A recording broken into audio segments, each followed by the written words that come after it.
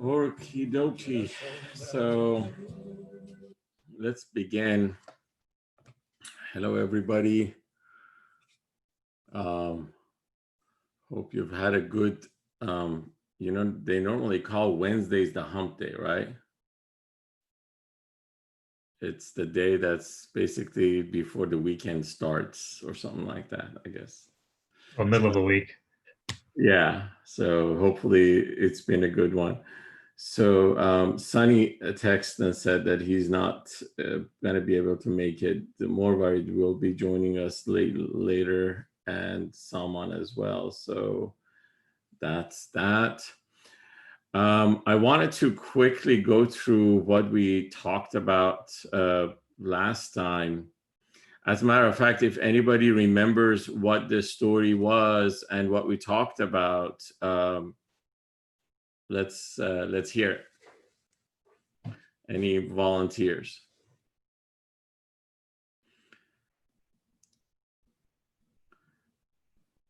So, if you guys remember, the story was about this king who had this, this slave girl or maid, in a sense, somebody who, as we said, in accordance to the time itself, they would purchase, certain individuals, unfortunately. And in this case, the king felt that he was in love with her, and soon after they got together, the girl got sick, and afterwards, the what happened was that all the doctors gathered, and the doctors were not able to actually do what they needed to do in order to cure her.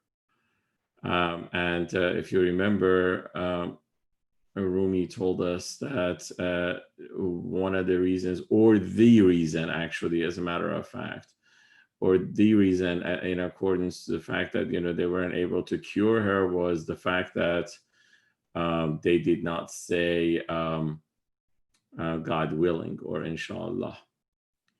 And he talked about that a little bit afterwards. It was the he goes to the mosque, he prays for the for the maid to get better, and he prays from, if you remember, this was something that had to happen from the bottom of his heart. And as he actually did that, he fell into a dream.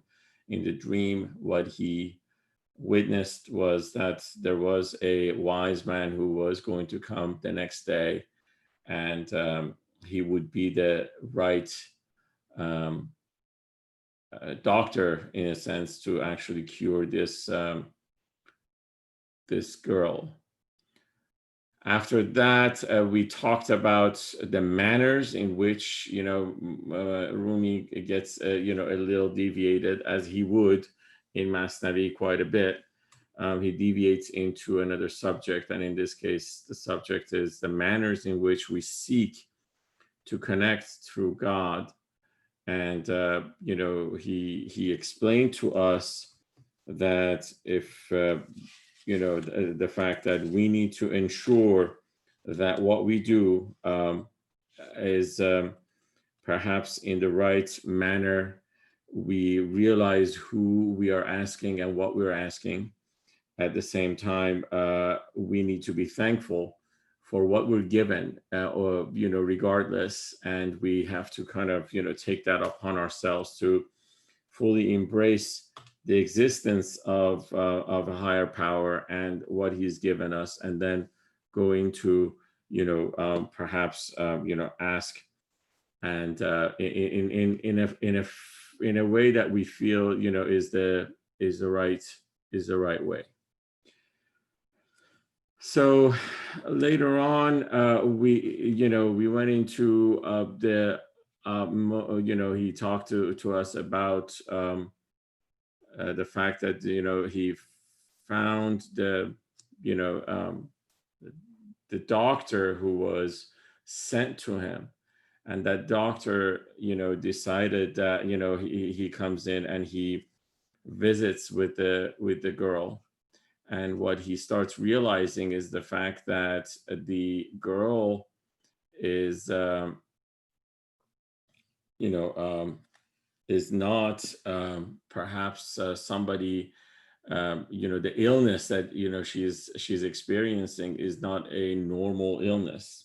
If you remember, I think we kind of, somewhere around here, where it says the king leads that doctor to a patient, I think we studied this all the way until 115. Am I right or am I wrong? Anybody remembers? I think it was somewhere around here that we stopped. Is this the one from like 3 classes ago? It's from last week. Oh, then I have no idea. I'm sorry. Yeah. And hello, Morvaid. And so everyone, I think this is where we were, right? I mean, at least I got to get a nod because I know Rasul was there. I know Mohsen was there. Anna, Mateen. The pen would smoothly write things it knew. We did that line. Which line? Oh, the pen. Okay, very good. All right. So I'm going to go over this few lines again because these few lines are, of utmost importance because, he's about to kind of give us a window again into what love is. So he says, being a lover means your heart must ache. No sickness hurts as much as when a heart breaks.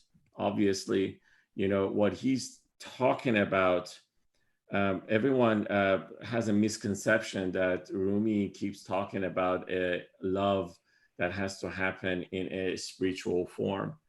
But in reality, what he's talking about is that the feeling that we experience when we fall in love, irrespective of whether it's going to be an earthly love or if it's going to be a spiritual or heavenly love, let's just call it, it's going to be the same. We will experience pain and heartbreak.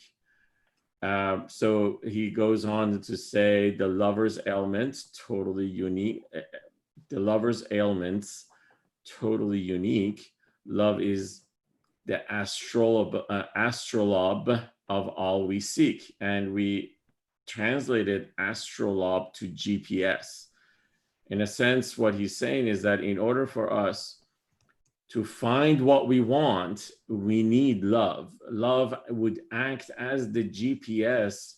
And in this case, the wording in Farsi is not all we seek. It's actually all the secrets that we like to unveil. That's what should the right translation be on that line.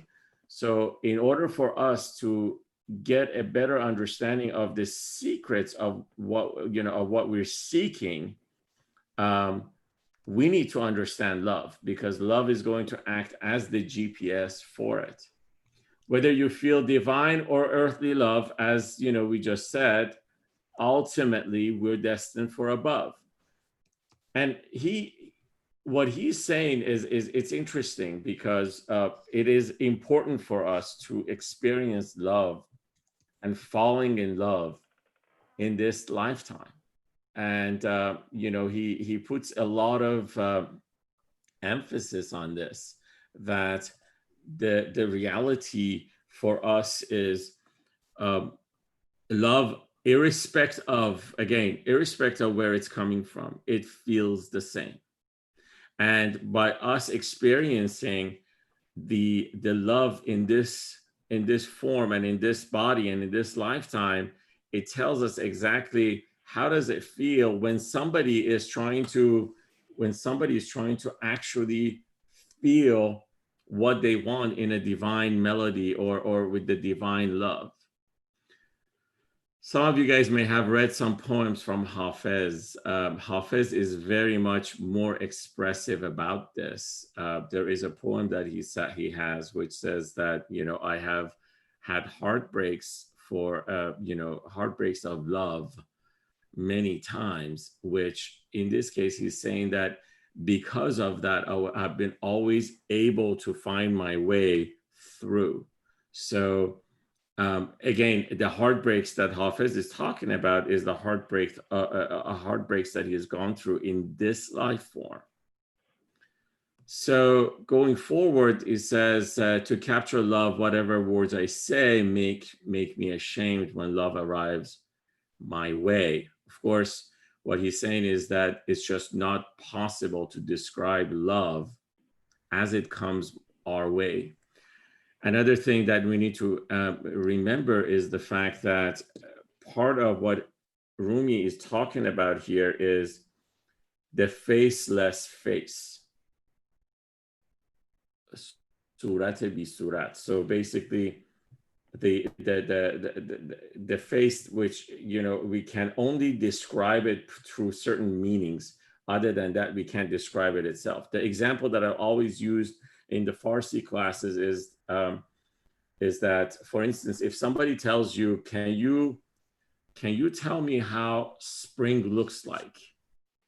Spring itself does not have a specific, drawing associated with it. You cannot. So if you were to draw, let's say, if you were to draw a Toyota, you know exactly how to draw a Toyota. There is a sign, there's a logo associated with it, there's a specific shape and all that stuff. But when it's talking about, when we say, hey, why don't you draw spring for me? And if you're about to do that, all you can do is to go back and perhaps draw some flowers, draw certain, flowers that are blooming, draw a few different trees that are, blooming and so forth. And perhaps you would draw, if part of Iranian New Year is, the turn of the season is and the beginning of spring. So you would perhaps put some references in that picture associated with that. And that tells us what spring is. But you can never draw spring itself. There is no drawing for it. So the same thing is about love. You can never draw love. All you can draw or all you can picture is all these signs which are pointing towards what love is all about. So it says, again, that's why it says to capture love,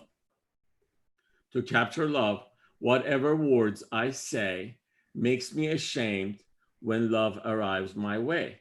So basically, it's all about the fact that when, just to describe it, it's difficult. My explanation sometimes makes things clear. True love, though, silence, only one can hear. And in this case, the one that he's talking about is that the only person who can actually hear true love is basically love itself. So in order for you to understand love, and understand is the wrong word for it, but in order for you to realize it and experience it, what you need to do is you have to just become, the love itself. And this is a little difficult to understand right now, but eventually we're going to unveil what this really means. So the pen would smoothly write the things it knew, but when it came to love, it split in two. And, again, another example of how great love is and how difficult love is to explain and experience and perhaps describe. But when it comes to love, a donkey, now he goes into an example mode. So he gives examples, and some of the examples that he's going to give us is going to be funny. Some of the examples are going to look a little ridiculous, but he takes, again, it's his art that he takes very, very small and perhaps ridiculous examples, and he can derive from that a very spiritual meaning. So what he says is, a donkey stuck in mud is logic's fate. love's nature love's nature only love can demonstrate. Now, what he's trying to say, and what he means is that in Farsi, there's an expression that, I'm totally stuck like a donkey in the mud as I'm trying to understand this. There is this expression in Farsi. What this, line is emphasizing is that every time you want to explain love with logic, which is pointing towards brain and our mind. So if we're trying to explain love with our mind, what happens is that we're just going to completely get stuck. Love's nature only love can demonstrate. Of course, the only thing that can demonstrate what love is love itself. Simple as that. Okay. And then the last line on this series says, sunshine reveals its nature in each ray. So if it's proof you want, just look this way. So in a way, what he's referring to as sunshine is that if you're looking for the truth, if you're looking for the sun as the source of truth, now in this case, we're looking at truth as being love, you need to start looking into direction which is pointing you towards love. You cannot turn away. As if you're actually looking towards the sun, you would not turn away from it. How many of you guys have read the book Republic by the Dialogues of Plato, the Republic? I have not. You haven't, okay. So the Republic is an interesting book, which, it's rather very logical, but in there is a interesting chapter which Plato is referring to human beings as folks who are sitting in a cave and they're facing the wall, and in order for them to understand what's happening to them, they are looking at shadows on the walls, and they're trying to make sense of the world that's outside. So they look at the shadows, and shadows are basically bringing the picture of how life is outside of the cave. I just brought this in here just because eventually we're going to get to this, and it's a little bit related to this line that we just read, that sunshine reveals its nature in each ray. So if it's proof you want, just look this way. So, and in this chapter, one of the things that Plato says is that, people are scared to turn around and look at the sun. They just don't want to do that. They rather live in the position that they're in and look at the shadows and try to make sense of life through the shadows. This is basically what Rumi is telling us right now, that, you need to get out of that comfort zone, turn around, and start looking at the source. In this case, you have to start, kind of going towards love and see how it works. So it says shadows can indicate what's shining bright, but it's the sun which fills your soul with light. So shadows are stuff that can only give us certain indication of what's going on. Shadows can perhaps show you a specific shape. Shadows can perhaps give you an indication of what kind of stuff are actually existing where the shadow is being generated from. But the only way for you to actually understand it is to turn around and look at that object or at what you're looking at, without any veils, without any sort of a reflection or reflective picture. So go ahead. Is this trying to tell us to bypass the middleman and go directly to the source? Yes, sir. That's essentially in a nutshell, right? In business, it's the best thing to do, to bypass the middleman and go to the source. And yes, the same thing is in here. So the source, though, that he's referring to, I just want to give you a preview. The source is you within yourself. Right. So remember, everything that we're doing here and everything that Rumi is prescribing for us is for us to start looking inwards so that we realize ourselves. Why? Because this is a given fact that we have been created in the image of God. And God has, as we were created, God has given us his own breath. Now, in this case, in order for us to fully understand our origins or ourselves, we need to start looking inwards. And Rumi is trying to prepare us for that, in a sense, in these lines. But great point. So shadows can indicate what's shining bright, but it's the sun which fills your soul with light. Shadows like late night chat make people doze. The moon was split when that divine sun rose. So he's again, coming back and saying that every time you're looking at the shadow, you're not looking at the truth. You're just looking at a story.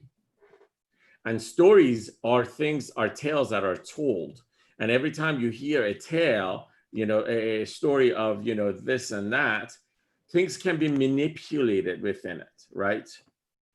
Unless you've been there and you can look at it and you can verify it with your ears and fully grasp what the story is, you cannot necessarily fully realize what's happening around you. So in this case, what Rumi is saying is that shadows are just stuff that, late night chat is basically stories that are told during the night for kids to go to bed. Okay. And, is like shadows are just like that. It's stuff that people hear so that they can sleep. And in this case, sleep, what he's referring to from his sleep perspective is that, you're not going to be conscious anymore. You're going to be aware. Now, he's referring to the moon was split. And this is basically for those of you who are familiar with this, one of the miracles that the Prophet Muhammad had performed is to actually split the moon, and with his finger or with his hand or something like that. And it's like you need to fully realize that everything else. If you want to fully realize these things, you have to be away from these shadows and you have to directly look at the source. Okay. Eternal Sun, there's nothing quite so strange. The soul sun has no past. It doesn't change. Now, again, he's talking about there's an interesting pivot that's happening from this line all the way towards, I think I'm going to say, we're going to kind of wrestle with it. He's bringing the word sun into the into his poetry, and sun in Farsi is the word Shams, and of course the person who was instrumental in his pivot from where he was into becoming a fully aware and realized soul is Shams Tabrizi. So every time he's talking about the sun, he somehow refers automatically to the person who gave him this gift. Now, I just had to give this introduction because now you're going to start realizing, how his name is going to be coming in these lines. So there's only one sun before your eyes, but similar suns you still can visualize. So he's saying that there's only one truth. But the fact of the matter is that there are other, other projection of that truth that you can still look at, and that truth can actually give you what give you an indication of what the real truth is. In all fairness, Shams himself was a person, but majority of the poetry that Rumi has written, of course, he ends them with a mention of Shams's name. That's why the the book is called Shams Divan Shams Tabrizi, or the Shams's poetry or something like that. However, in true meaning and true mystical meaning of what Shams is, Rumi is basically looking at Shams as a reflective image of love and of God. So every time and we're going to exercise this as we start reading, more poetry from the Shams, Divan Shams, we're going to start realizing how this is, Shams is the, reflection of God. And anyone can experience that. It's not just, Rumi who was able to experience it. So the soul sun, through its form, a loftier sphere, you will not find any similar suns down here. So in this case, is like, what you see, what I have experienced in a way, what he's trying to say is that what I have experienced is something completely unique. And if you're about to start searching for such a reflective sun that I was able to experience in this earth, you cannot find it. And the reason he's saying you cannot find it is that such a search cannot happen with our earthly eyes and ears and five senses. Basically, we need to start opening up our hearts, and we need to start having a different, vision into the truth, which can then start showing us what the real sun is. How can this essence ever be perceived, for things comparable to be conceived? Now, again, he's just basically praising Shams himself as how great he was for the fact that, what he had realized and what he was able to show him is something that it just cannot be easily compare or comprehend. When news about Shamsuddin first came, then heaven's highest sun withdrew through shame. Now, this is how much he loves Shams.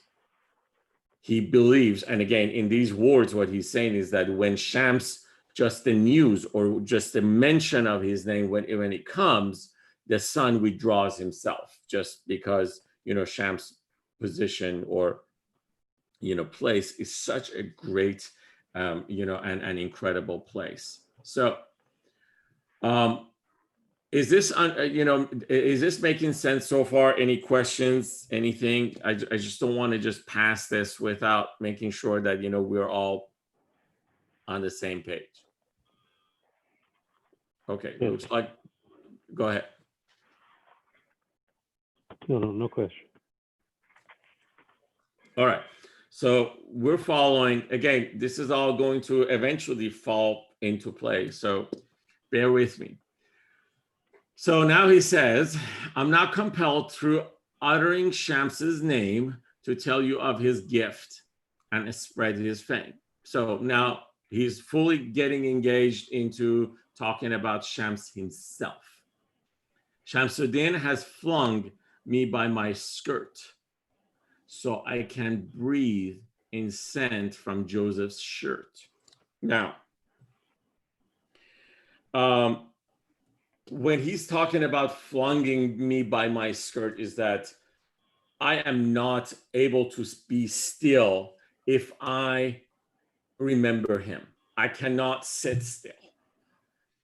And he dances. And you guys have probably seen the Sama dance that, majority of Sufis actually perform. So in this case, what he's referring to is the fact that every time I hear his name, I am so overjoyed by just remembering his name that I cannot sit still. I'm going to dance. I'm going to just completely be out of my element. Now, and then he says, to tell you of his gifts and spread it, so I can breathe in scent from Joseph's shirt. He's comparing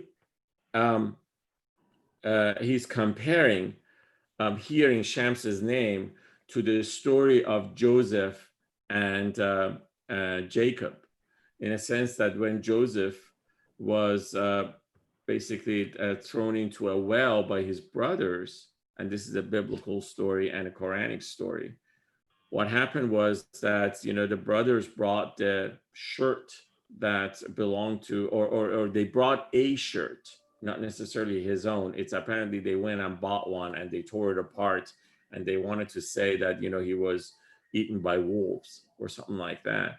And apparently the scent that had come was something that, you know, gave you know, Jacob the feeling that, you know, his son was still with him, or he was there. So he's comparing this to that story, the fact that, you know, he hears Shams's name. This is how it makes him feel. He asked me, I have a lifelong. question, if you don't Go mind. ahead.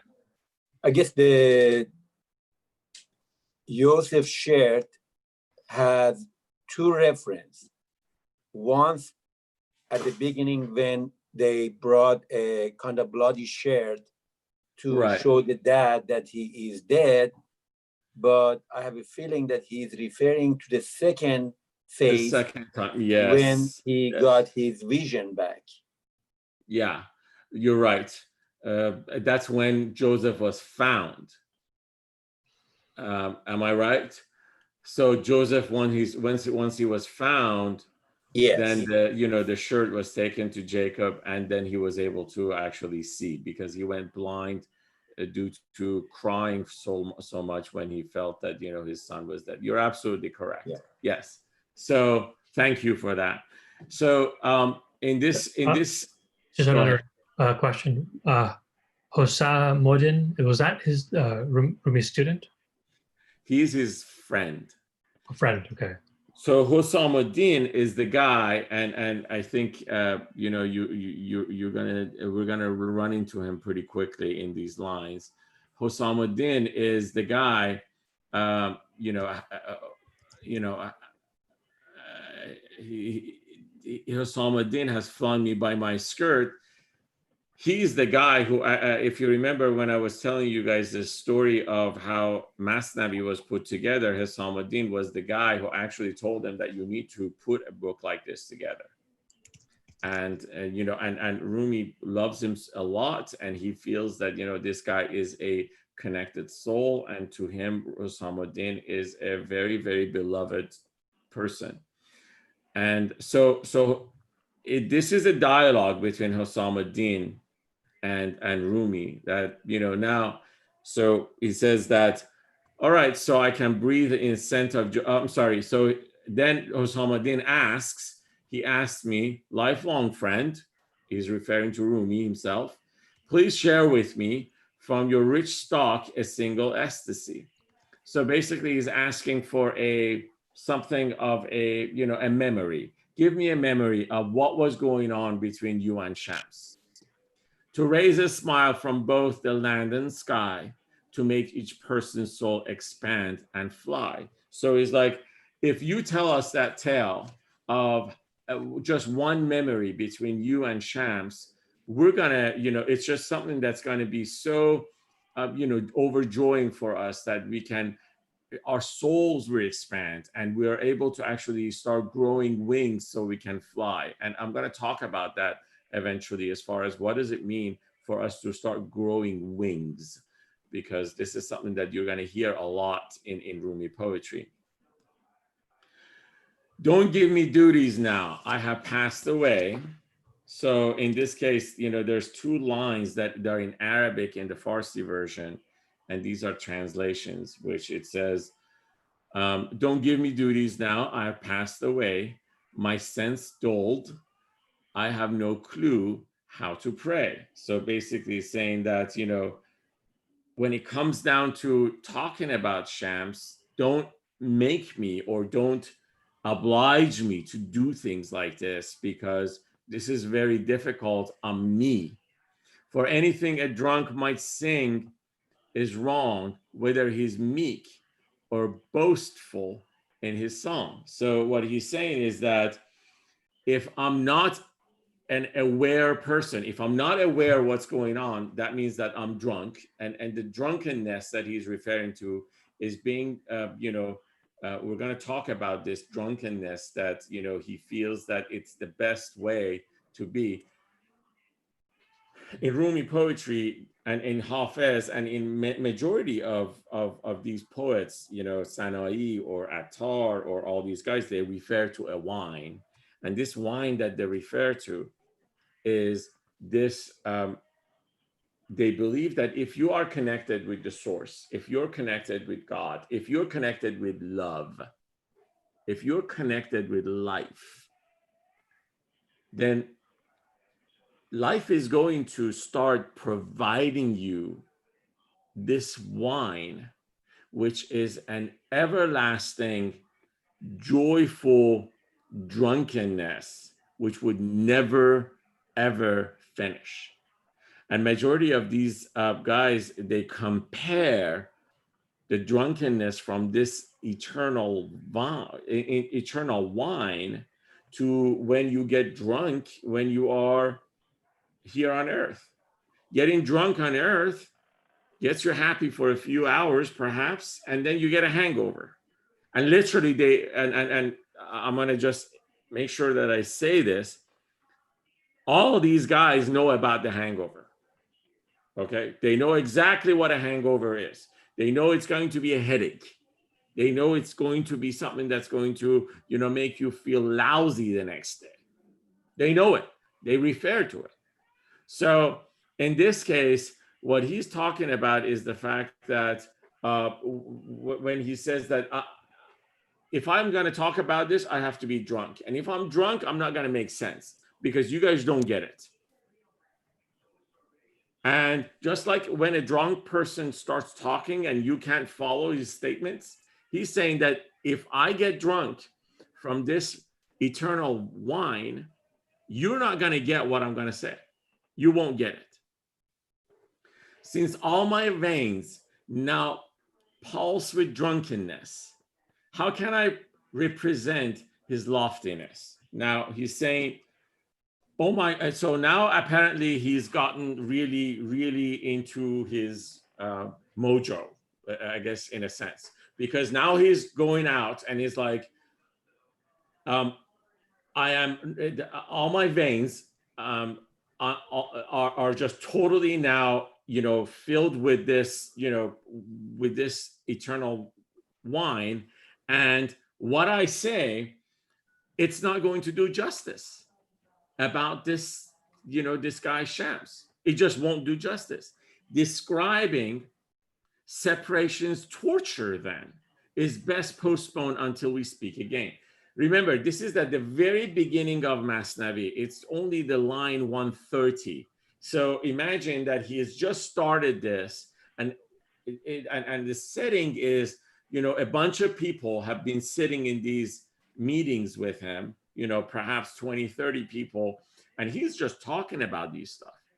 And what he's now saying is that it's too soon for you guys to even know this. I can't go on. I can't say it. I can't explain this. So it's best postponed until we speak again. So he's like, let's just leave this aside. He said, now apparently, in that, again, in that setting, there are people who are insisting now that, hey, you better tell us something. He said, I'm hungry. I must now be fed. Time is a cutting sword, the prophet said. So now again, he's referring to something that, it comes from the Prophet Muhammad, which says that the time just passes like a sword. It's and it keeps on cutting, and it's going to, you got to do it as you got to do this now because we're all here. So you have referred to him, you have talked about his name. So tell us what this really means. Time is a cutting sword, the prophet said. The Sufi is the present moment's sun. Talk of tomorrow, Sufis learn to shun. So now they are emphasizing on this, that we're all trying to be Sufis, and Sufis, one of the biggest elements of Sufism is the fact that they are completely present in the now. And they're saying that, okay, now, you can't tell me that I'm going to tell you something tomorrow, because we're all Sufis and we have to hear this now. It is today and now that you have mentioned this. Okay. Delaying payment turns your wealth to naught. The loved one's secret, best kept veiled, I said. I'm sorry, I missed it. Are you not then a Sufi as a thought? Delaying payment turns your wealth to naught. So now they are attacking him in a sense in this setting. Remember, this is at the very beginning of Masnavi. The people who are hearing him, they're attacking him now. And they're like, wait a minute. So it looks like you're not a Sufi because you're postponing something to tomorrow. And that's not cool. Talk of tomorrow. Are you not a Sufi? Are you not then a Sufi as I thought? Delaying payment turns your wealth to naught. So if you actually don't take a payment now, you're going to lose your business. It's just like as if, we want payment now because you mentioned it. So Rumi then answers them back with this line, which says, the loved one's secrets best kept veiled, I said, listen to it in ecstasy instead. What he's saying is that anyone who you love, it's best if their secret is kept with you. And if you want to even talk about them in a way that people don't know that you're talking about them. That's why he's saying that, it's best through tales of others' love. The love secret that's been kept. Oh, I'm actually missing this. Sorry. The loved one's secret best kept veiled. So it's best to is kept hidden. Listen to it in ecstasy instead. So you need to listen to it when you're ready, in a sense. In this case, ecstasy means that you've got to, be able to actually take it in as it's coming to you. All right. The lover's secret that's been kept concealed is best through the tales of other loves revealed. So it's like, I'm going to tell you how this feeling was by telling you stories of others, so that then you can generate your interpretation out of that and understand how this feeling was. So basically he's saying that I will not directly tell you because you can't understand it, but I will tell you stories which somehow correspond and resonate of the feeling of how this love was. Any questions? This is important because one of the things that, and this line itself is something that,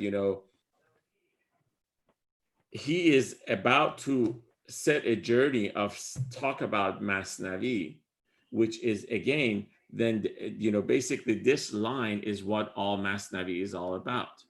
All 500 pages of it. Exactly.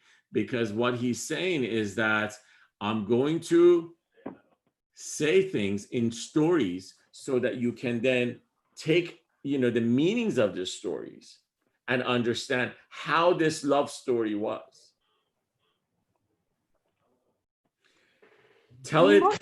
Yes. May I ask you a question? I'm just curious because so he's saying don't really talk about your love. Is that what he's saying?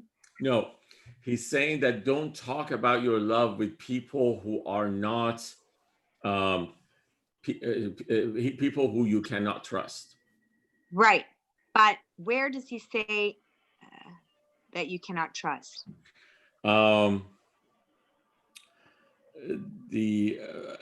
Actually in a minute. So hold on a second. Hold on. Yeah, I'm basically kind of putting a lot of, I'm skipping a few lines and giving you this, but yeah, you need to be able to tell. So hold on, and you'll get that answer. Give me a minute. Okay.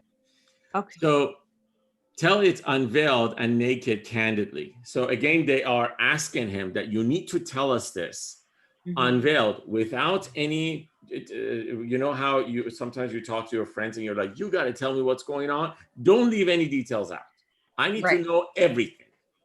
And majority of the time it's when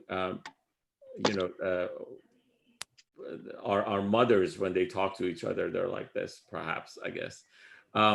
So in this case, he's saying, okay, tell it unveiled and naked. Naked means like I want it to be as it is, candidly.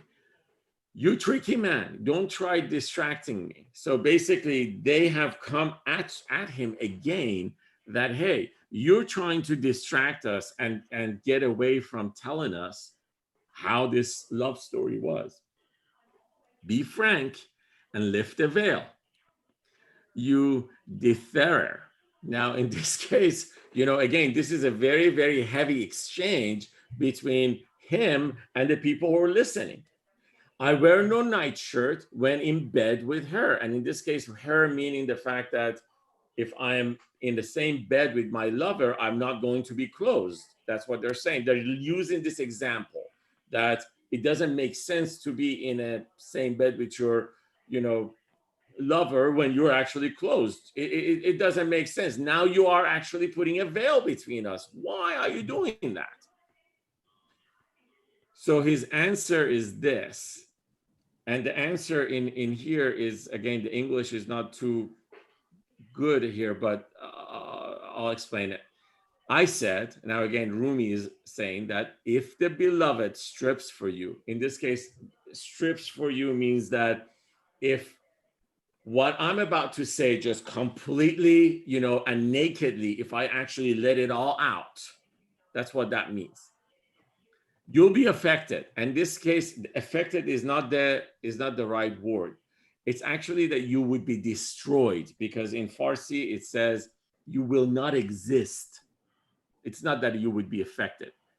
The right translation perhaps would have been you will not exist. Your waist and body too is actually, again, a little bit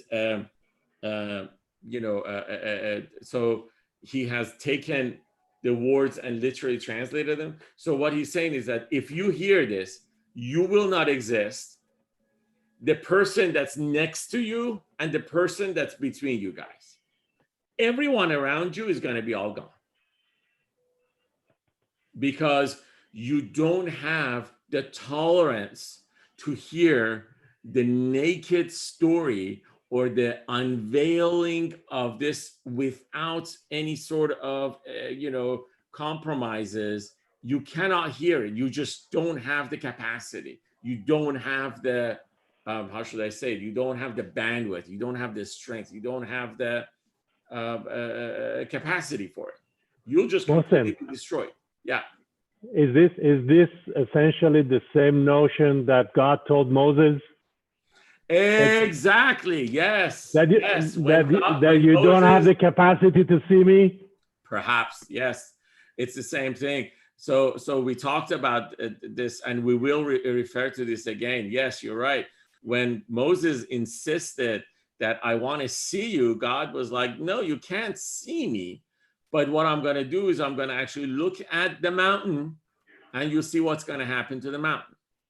So what Rumi is referring to here is that the tales of a true love, and in this case, this true love is a love of an entity or a soul which has found his origin or his source and is trying to get back at that.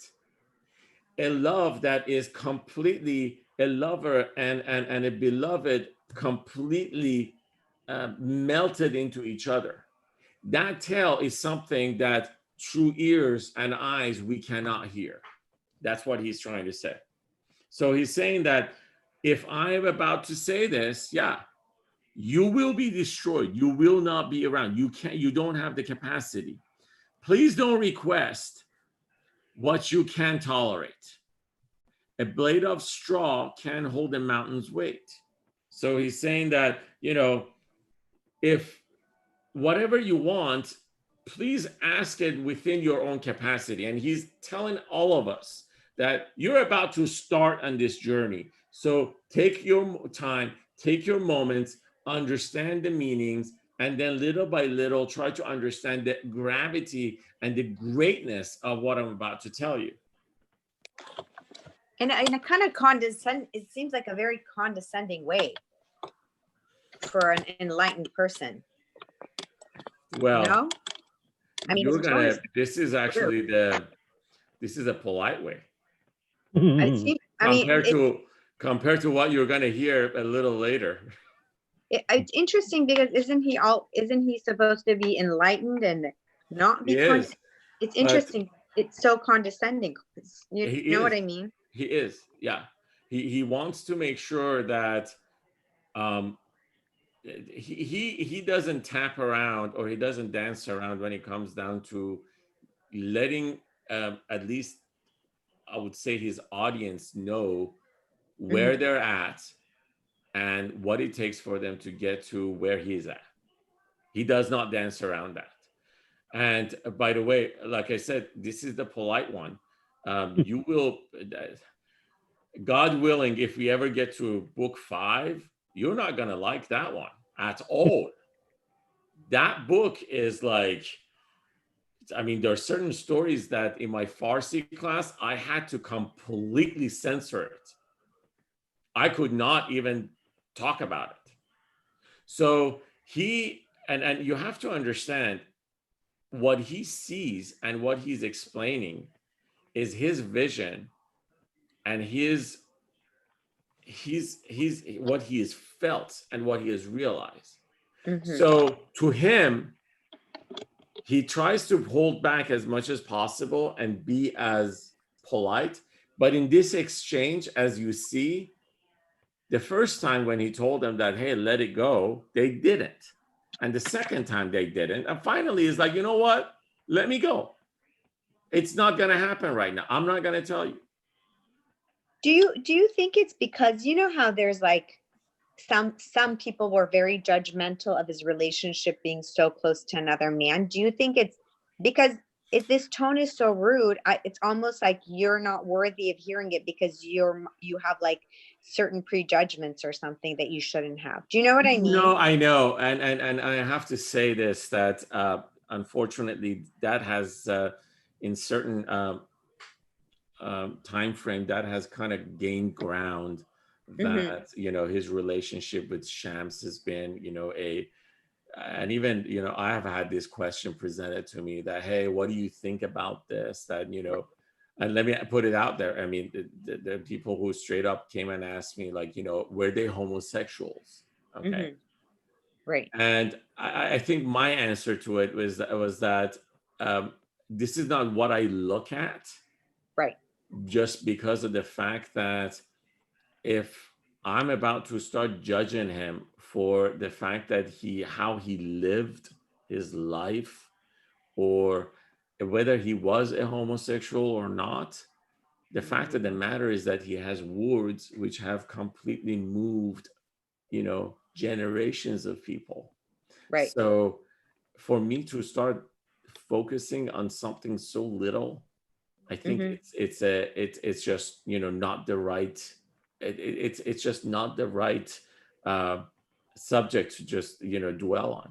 No, I wasn't trying to imply that. I was saying there's people when he lived, like one of his sons. I forget. Like I haven't read that much on the history, but there were people really were not happy with his transformation.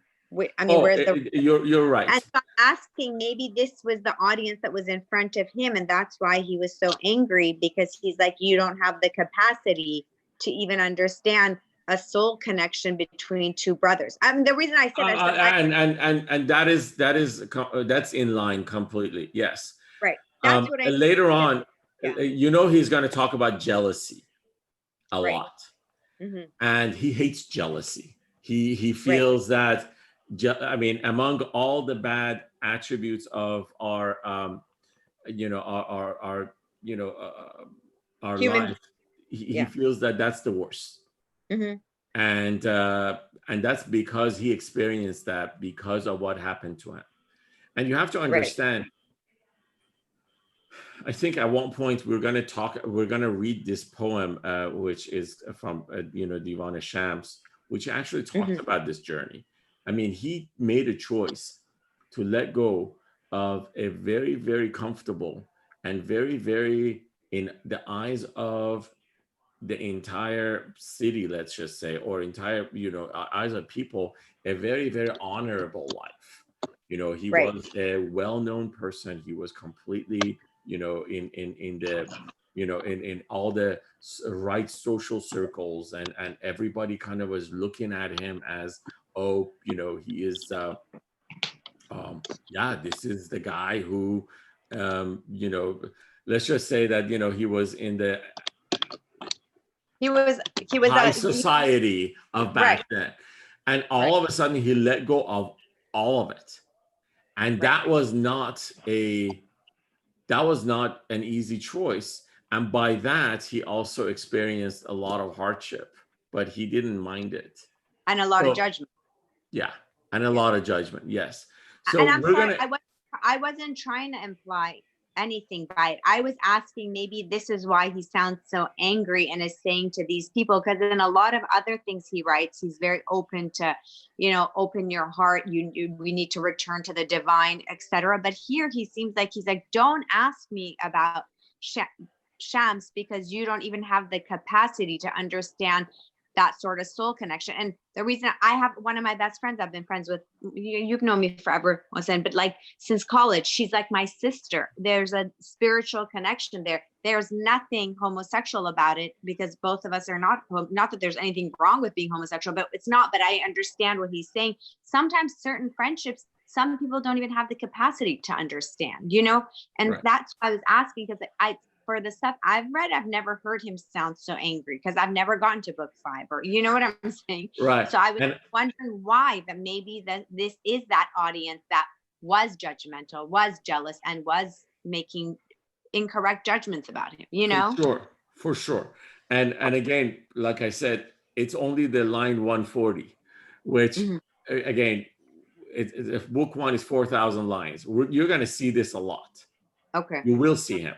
He will charge at you. It's so interesting. He will charge at people at Mhm. times. He would, Mhm. and you know, you can totally pick eventually as far as why he does that and what is the background into the story as to, you know, how he actually felt that, you know, he needed to say what he said. Yeah, Right. but your impression is not wrong.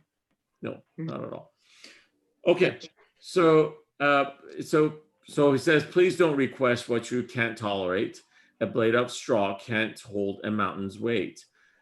And if the sun which gives us light should near, all things would burn and leave no traces here. So basically, he's saying that you know, there is a balance in your lives, and I'm not trying to, you know, make anything different. I mean, I'm not trying to bring any imbalance into it at the moment. So leave it as it is, because what you will eventually discover, or if I actually start telling you those things, there is going to be an imbalance. Um, I I don't want to jump through things, but again, because we had this discussion, there is a a character in Masnavi, which is a real character. The name is uh, oh,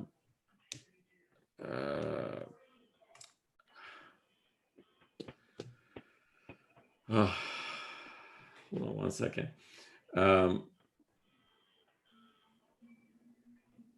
Bayezid Tabrizi. Bayezid Tabrizi. Nah, Bayezid Bastami. Bastami. Thank you. So Bayezid Bastami is a character which Rumi refers to a few times. In book 3, I think, we're going to go through this story, or book 4. Bayazid is somebody who gets killed during his time. And I'm going to give you guys this preview because it's just the right time for it. The reason he gets killed is because he starts saying these words that I am God. He keeps on saying that I'm God. And of course, in Islam, you cannot even give the impression that you are a prophet. Needless to say that you actually pretend that you're God, or actually bring that statement in. So Bayazid is somebody that of course, once he does that during his time, he eventually gets killed by the rulers of his time. But the story that Rumi says explains exactly what this meant and how unprepared were people who were around them. So what Rumi says is that he never would come back and say, I am God in front of everyone else, just when during the normal time. However, if he would become drunk from this divine wine, or when he gets connected, that's when he starts reciting these words that, hey, I am God. And the way Rumi explains this is, remember, we talked about how we are who we are because of our ego. So our ego gives us our self. And we're trying to travel from self to self, which in this case, this is a poem that we read last week, that we're trying to get out of our ego and get into our origin as far as where we came from. So what Rumi then talks about in that story is that this guy, in front of his followers, he would say that, and his followers would come back and tell him that, hey, last night this is what you said, and this is not nice. And Bayazid is like, okay, you know what? Next time, bring your knives. If I even said that, I am deserving of death. So why don't you then kill me? So the story goes as the next night, the same thing happened. He gets again, into his mode, in his spiritual mode. And his followers that had brought knives, they started stabbing him with a knife. And every time they stabbed him, something in their body starts cutting. So somebody went, for instance, and in the poem, Rumi just does a beautiful job as far as describing this scene, that when somebody went for his throat, all of a sudden his own throat was cut. Because what they didn't realize was that he was completely emptied at that time from his own self, and he was completely full of the source, or the soul of God. And these people couldn't understand it, and they couldn't comprehend it. So therefore they attacked them. But every time they attacked him, they were attacking themselves. Now, why do I say this here? It's because, as this discussion goes on, it's the fact that we have to understand the state that somebody like Rumi is in when he's actually saying these poems. He is actually in a different state. He certainly is not thinking through just like how we're thinking. He is completely seeing things perhaps in a different dimensions than what we have observed, or what we have thought. So this is something to consider, just as we're looking at these stories. Eventually you guys will get to it, and I'm sure you guys will have your own opinion about this story, which is fantastic. Anyways, all things would and if the sun, which gives us light, should near, all things would burn and leave no traces here. Don't try to make more Strive for everyone. Ask nothing more about Tabriz's son. The tale is incomplete. Begin anew. Narrate the rest as only you can do. So basically, he puts the argument aside. He tells everyone that I cannot tell you more. Just be content with what I've said already and let it go. All right. I'm gonna read the next story as well. Are you guys tired? I don't mind giving breaks in case anybody wants breaks. I'm okay. Okay. So the story goes then. You remember this this the new doctor, the doctor who was sent by God is now here. And so it says the saint asked the king to let him spend time alone with the slave girl in order to discover her ailment. So the doctor said, vacate your house today. Even your family must be sent away. Actually, this part, if you don't mind, can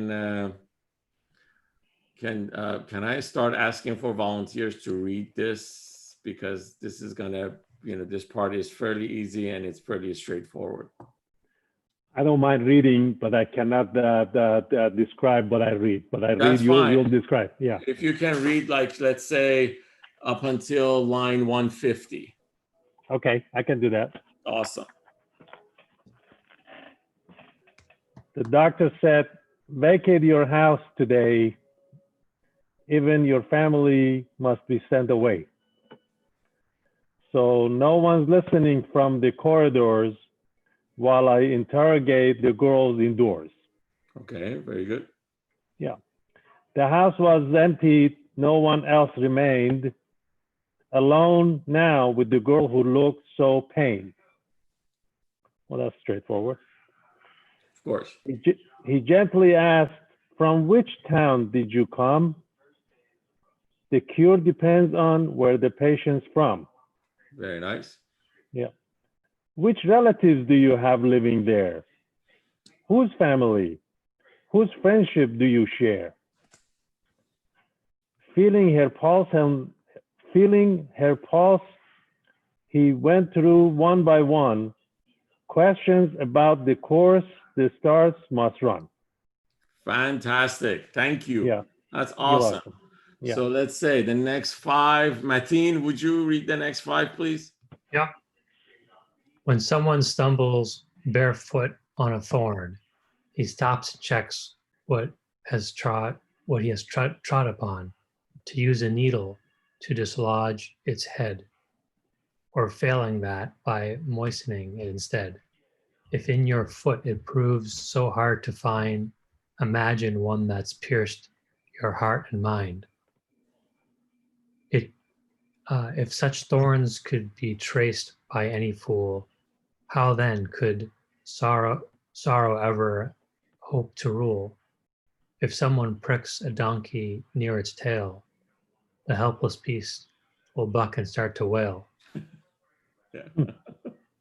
Awesome. Thank you. All right. So very nice. So basically what he's now talking about is the fact that, he's trying to describe what the doctor was about to do.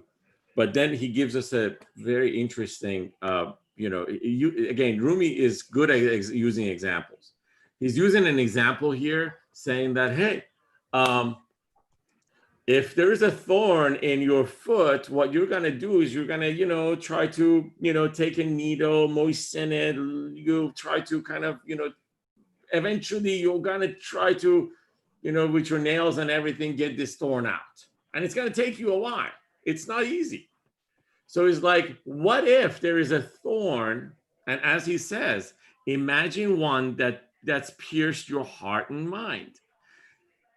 He gives us an example of how difficult it is to get a thorn out of your foot, to tell us that how sensitive our heart and mind is. And when it's pierced with these thorns during our lifetime, we need to discover them. And again, take them out so that we can get away from the pain. So the pains that, in other words, what he's trying to say is that the pains that we're experiencing are these thorns which have pierced our hearts and minds forever. And we live with them. And Rumi is like, you got to experience the pain. You have to find it, get rid of the thorn, and move forward. This is basically something that modern psychology also says. They call it the unwiring. People are wired in a specific way. You need to unwire them and rewire them, if you follow my drift. I mean, I attended the Tony Robbins class, and this is exactly what he was teaching, that you have to unwire yourself. And then once you unwire yourself, then rewire yourself in a way that it's not painful anymore. But this is basically what, Rumi is trying to tell us, how difficult it is to fully understand and realize the pain that somebody's heart is going through. And the only person who can really find it is themselves, not anyone else. It's us who can heal ourselves, not anyone else. We have to dig into our hearts. We have to dig into our soul and get these thorns out. Awesome. So Anna, can I ask you to read 5 lines for us as well, please? Is that a yes? I passed. I don't like my accent. So she said she passes. She doesn't like her accent. That's fine. But, okay, fine. But all right. So Morijan, can you then give us the next 5 lines, please? Sure.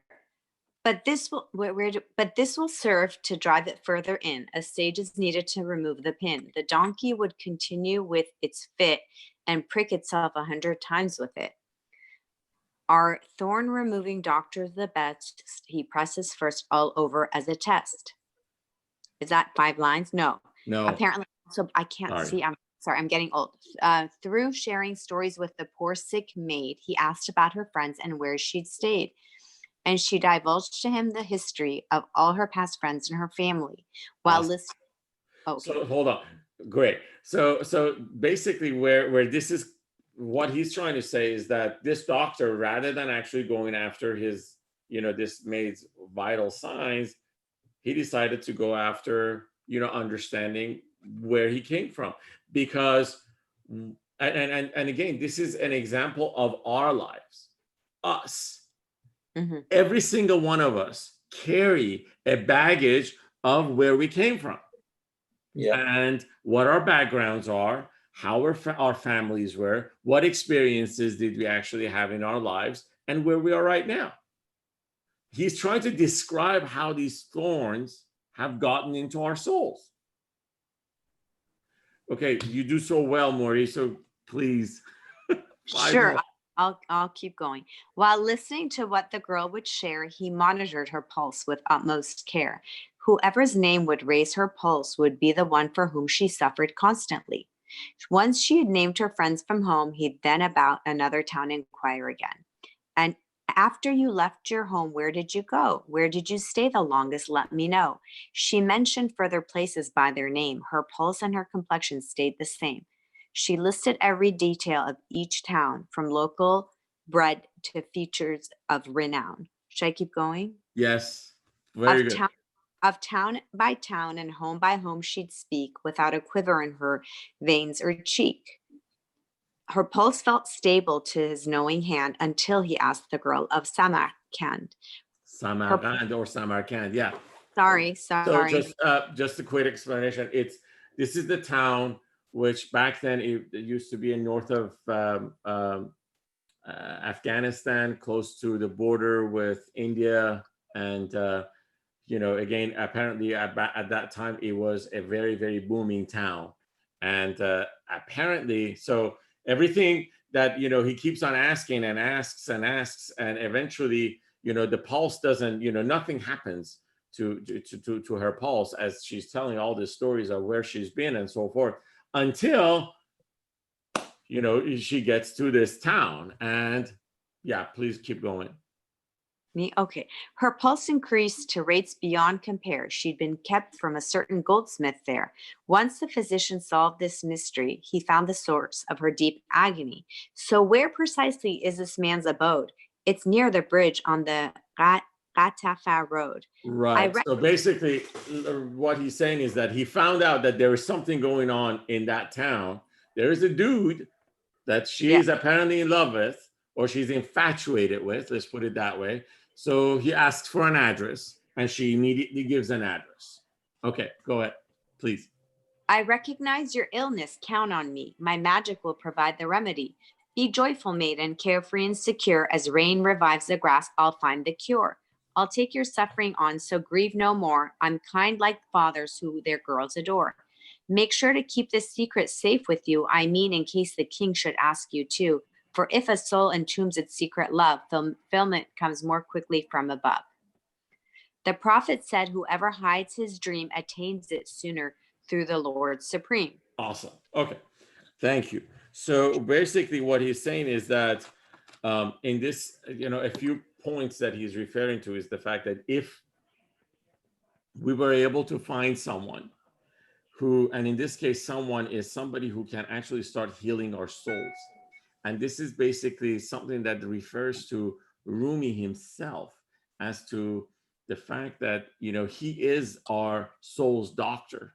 He is somebody who is at least giving us small remedies so that we can start applying it to ourselves. And by applying that, we will find out what's going on with us. Where are these thorns that we have to get out?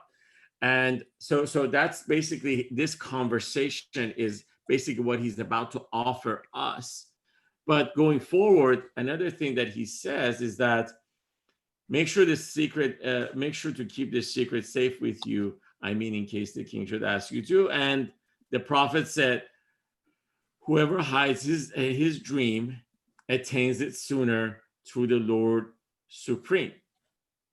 There's an example associated with it that actually, Morijan, please next actually read the rest of it, and then we'll go through it. Yes, sir. When seeds are hidden deep beneath the ground, their secret turns to verdure all around. Silver and gold are hidden in the mind to nurture them and purify their shine. The doctor's soothing words and promises relieve the girl of countless illnesses. True promises give pleasure constantly. False promises increase anxiety. The promise of the pure is hard currency. The promise of the base brings bankruptcy. Awesome. Thank you very much. Sure. So the point that he's trying to make is that every time you wish for something, you've got to keep it a secret. And the reason he says you got to keep it a secret is exactly because of the fact that if you don't keep it a secret, this is going to be something that the jealous ones will start affecting it. And the example that he uses is a seed, that in order for a seed to be able to actually get its, get its strength and get out of the soil, it needs to be nurtured completely out of sight for a while until it can actually grow and maintain itself, and eventually it's going to start showing up. So what he's saying is that your desires and what you wish to have in life, in this life, your desires and what you wish needs to be secret for a while until it starts manifesting itself. And once it starts manifesting itself, then you can let it out. More, Rumi fully believes in this, a bad omen or a bad eye. He believes in it. I know in all majority of the cultures, I know Iranians, we believe in the bad eye, somebody, who is that, and I believe in other cultures. Mateen, you guys believe in bad eye, right? Oh, yeah, evil eye. Oh, exactly, the evil eye. So he's saying that he's totally believing in that energy, and he feels that, in order for you to be able to manifest what you have desired and what you have wished for, you need to keep it a secret for a while. Okay. And then another thing that he brings up is that anything that is of value, that's like the gold or silver, in order for it to actually, become whatever it is, it needs to be hidden from people's sight for a while, and after that, then it can you can actually then get the true value out of it and all. Okay, so That's what? like Go ahead. that line from the other poem you were reading. Which was? I don't have it in front of me. The one that I said, so he means you have to keep your love secret. And Oh, yes. it's the Yes. same, Yes. kind of. So again, he basically believes, and the right word for it is, in Farsi it says namahram. Okay, so What is that? whoever is not allowed, right? Oh, okay. So that's why you were saying it's only to certain people. Yes. Oh, okay. Because the Farsi is not keep it secret. Actually, It's let me ask you this: those who are not worthy of hearing it. Right? How would you actually translate namahram? What would the right translation be?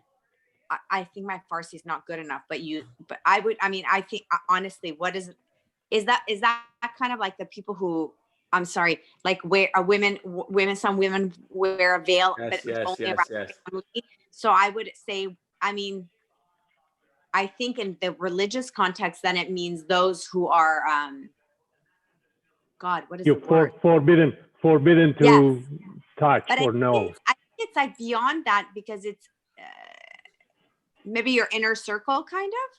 Perhaps. So I just want you guys to fully understand the meaning of it. So because the word namahram, and I'm going to start using this word now because we're talking through it. Hafez uses it a lot, as a matter of fact. That he's there is a poem that he has, is that somebody who felt he was worthy of hearing the secrets came to a place to hear it. This is one of Hafez's poems.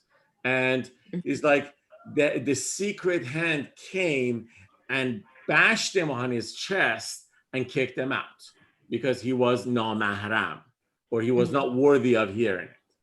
Right. So Rumi believes in this fully, in a sense that you have to be worthy of hearing these words, or else you cannot. I mean, the words are going to be, they're going to lose their essence and true value. They're wasted on. Sorry, I didn't mean to be disrespectful to Mr. Rasul.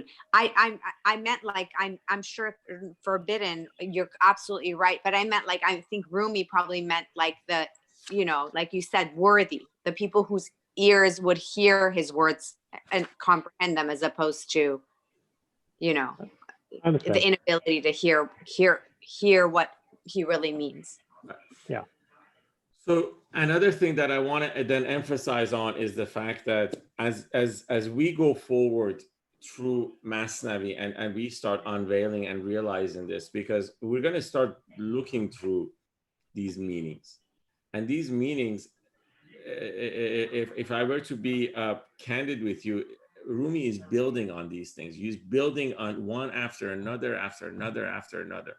And as he's building on these things, we've got to be conscious of how we portray and describe it to others. Because there are certain folks who just cannot fully realize it. Like if we read the line that it's only love who can actually describe what love is, a lot of people won't really fully understand what love is to begin with. You have to understand love in whether it's in the Western culture. If I were to be, there are movies that are made in order to explain how you can explain love, whether it's earthly, whether it's heavenly, whether it's something between a man and a woman, or a man and a man, or a woman and a woman. It's interesting that, from that perspective, Hollywood does a lot of work in order to actually try to bring love into certain manifestations, so that people can start observing it through these movies and eventually kind of realize what it is. Problem with manifesting love into into a visual form is the fact that our mind starts grasping what it has completely seen and visualized, and then it transcribes that into our heart, which there is a problem with that. And the problem is the fact that this is not anything that mind doesn't allow us to feel. It allows us to make sense of. It's a logical form of what it actually makes sense. And love doesn't understand logic, as a matter of fact. Love doesn't, because love doesn't want anybody with a self to come in. I'm actually talking a little again, forward with where we're at, but this self that we need to let go of is something that love wants us to kind of be completely free of, because it's always an obstacle in front of how love wants to do its work. Self. So, all right. How are we doing so far, you guys? While you're collecting your thought, a little light interjection. The notion of evil eye is not an abstract concept in our household. I know everyone perhaps has a thing like that. Yeah, you're right. It's an interesting belief, but hopefully, as we discover more meanings through Rumi poetries, we can actually make more sense out of them, and what that evil eye really means, and how we can actually go through it. Can we do this? I want to stop here, and because I know I sent you guys a poem, but I'm not quite sure if we can actually read the poem. Fully understand what it is, but I want to. This is what the poem was, right? That's a hard one. It is a very hard one, and. Because we even found the Persian version of it, and that one even was harder. Which one is the Persian version? The 3090 Khazar. No, it's the 3090, you mean? Yeah, 3090, yeah. Okay. All right. Yeah. Okay, very good. All right, I'm going to read it once, and then we're going to talk about it next time at the beginning of the hour. How is that? Yeah, so that's that, better. we're at least ready for it. Yeah. So here you go. It says, abandon this world that you may become king of all worlds. Throw away your handful of sugar that you may become a sugar field. Leap like a flame through the sky. Scatter the dark spirits and become the pillar of heaven. When Noah sails upon the flooding waters, you will be his ark. When prophet ascends to heaven, you will be his ladder. When Jesus walks among the weary souls, you will be his healing breath. When Moses goes forth as a shepherd, you will be his staff. A divine fire blazes within you. Don't jump back like a coward. Cook in that fire. Bake like a bread. Soon you'll be the prize of every table, the life-giving food of every soul. Walk patiently through this troubled world, and you'll find a great treasure. Even though your house is small, look within it. You will find the secrets of the unseen world. I asked why have I received only this? A voice replied, only this will lead you to that. No more words from my mouth. I didn't come here to wag my chin. I came here to chew on sugar cane. Okay. We're going to explain a couple of things here, and then again, next time we're going to dive into it. Basically, when he's talking about the fact that, at the very beginning, he's talking about what's our potential, and where is it that we can actually be. We can be the king of all worlds, of course. And he's talking about the fact that, in order to get there, there is so this is us realizing our greatness, and our greatness are things. In his examples is that, for instance, you will be the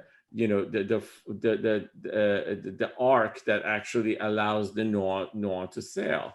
You will be the ladder that allows the prophet to ascend, and so on and so forth. A divine fire blazes within you. And in this case, he's talking about there is a fire within you to understand and fully realize your soul and your capability. Don't jump back into back like a coward. It's a poorly translated line, but what it's saying is that don't be scared. Go through this fire. You need to go through it. When he says cook in that fire, what he's saying is that you need to go in the fire and allow yourself to burn. The right word should have been burn rather than cook. But the problem is that the next line, it says that you need to bake like a bread. And the symbolism to that is that if you are fully matured and cooked and basically prepared, a fully mature, a fully cooked bread is basically the best item in every, every table. So what it's saying is that is when you actually start becoming the better you, which in that case you will have all best positions or places wherever you go, in a sense. That's why it says soon you'll be able to prize of every table, the life-giving food of every soul. So basically, Rumi believes that when we eat the bread actually, as it digests, it becomes us. And once it becomes us, if we are a conscious soul, then the conscious soul is going to, kind of, that bread transforms into the conscious soul. How we're alive, and he believes in the transformations that keeps on happening in our lives from one element to another, and so on and so forth. And even though your house is small, is basically what he's saying is that whatever you have, you believe that it's a small. I mean, you look at yourself and you're like, compared to everything, I'm really small. However, there is a universe within you. That's what he's trying to actually kind of explain. And it says, the line that says, I asked, why have I received only this? Basically, what he's saying is that, why is it that I have to start looking inwards? What happens? This is such a small thing, and it's such a small distance, and it's such and to a mindful person, it feels that this is such a small journey. I mean, know yourself. What does that mean? I have to just look inwards. I know who I am. I mean, that's how a mindful soul starts thinking. And it says that the voice, which is the divine voice, replies back, this vision or this looking inward, work is going to lead you to that, which is like the fact that, the stuff that he had mentioned earlier, that you would be the ark that Noah can travel in, and you would be the ladder that the prophet can ascend from. So looking inwards is the entry point for that, which is the greatness that you're going to experience. And then more words from my mouth means that, I will continue on listening. I will not be talking, which in this case, what he's saying is that I will try to shut off my mind, and I'm going to start listening with my heart. I didn't come here to wag my chin. I did not come here to present things that comes from my mind. I try to actually, I'm here to, basically scrape my heart clear so that I can actually see the divine light. I came here to chew on sugar cane. Now, Rumi, in majority of his poems, he refers to sugar as the um, ultimate best of anything. So every time that we eat sugar, sugar is great. I mean, we love, chocolates and, all sorts of, candy and everything. We love it. And Rumi believes that, that feeling that we get when we actually eat sugar and that, smile that we get, that whole feeling of joy that actually comes to us is something that now he's saying that I didn't come here to chew on sugar. I didn't come here to wag my chin. I came here to constantly chew on the source of where the sugar is coming from, which is the sugar cane, which in this case he is referring to the reed itself, which is then, he's referring this to the very beginning of Masnavi, where the reed would only play if you can actually bring it to the right position so that the lover and the beloved can actually be one and blow into the reed so that they can sing the divine melody together. What is the Farsi like that? What does it mean? Like, what is he trying to say with wagged my chin? What does that mean? Wagged my chin. It says خموش دهان پی آن است تا شکر خایی. I think Farsi. I don't know why I asked for the Farsi. My Farsi is not good. But what does khamosh dar dahan, like? What does that mean? خاموش means silent, mute. Okay. خاموش. Well, that's the part that says no more words from my mouth, right? Exactly. So it's silence, which silence is another one of the things Rumi loves. Exactly. I didn't come here to wag my chin. What is that, like talk? Exactly. Oh, okay. So basically, I didn't come here to talk. I came here to enjoy, like the whatever the syrup of life. Enjoy. Yeah. Okay, I got it. Thank you. Yeah. Awesome. Thank you. All right. Just one more thing, since Morvarid is here, I wanted to also share with you guys what she shared with me 2 weeks ago, and I went and got this. There is a book that she introduced to me, and I believe that this is actually a great book for everyone to get, which is called The Spiritual Games of Islam. Majority of the stuff that I went through, so I got the book through Kindle. It's only like 10, 12 bucks or something. And I couldn't find the PDF, or else I would have sent it to you guys. But everything that they talk about, actually not everything, majority of the stuff that this guy actually has written is what he has extracted from Rumi poetry, to a sense, and other poets, as well as his understanding, and of course he's a scholar himself, of Islam, and he has actually put it together in a very, very nice work. It is not a bad book to actually have. I would recommend it. Thank you for recommending it, Morvarid. Sure. Which is, and in this case, what she was referring to was, because we talked about ego 2 weeks ago, and she's referring to the 3 stages of ego. And in this case, they're talking about nafs ammare, nafs, lawame, and nafs mutmainne, which is exactly correct. We will get to this in Masnavi, but basically, he's extrapolating this partly from Rumi poetry and partly from the Quran. And in the Quran, it talks about, there is a verse that it says that, whoever has been the, if I were to go to the next, go to the next line. Okay, did I get it right? No, I didn't get it right.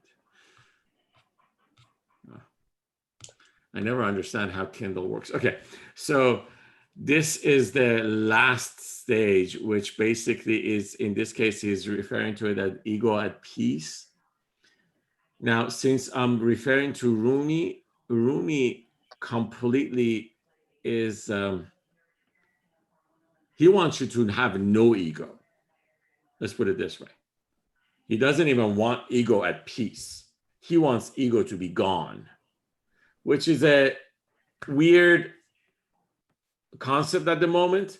But for now, let's just work with this, that, you know, it's an ego that doesn't interfere with your heart and with your soul. But Rumi doesn't believe that ego can not interfere. Rumi believes that ego would work with the mind and would interfere with your heart and soul any chance that it gets. But we're going to eventually get to it. So the fact that you've read this is fantastic. We will get to this concepts in the weeks to come. Yeah, I give another shout out. I know you already said it, but I think it's like one of the easiest books I've read that you gain so much from, because the chapters are small. You know, I'm sure you know, Melissa, and I have 2 small kids. If I can read it, anyone can read it, because the chapters are maximum 8 pages. Some are 4 or 5 pages, Right. and there's practices that you can work on. And I think, like you said, it's very concise but very deep, and pulls from. And I think he's actually, I know he's a Sufi. I don't want to say master, because I don't know, but very, very well versed. Right, and he's Egyptian, right?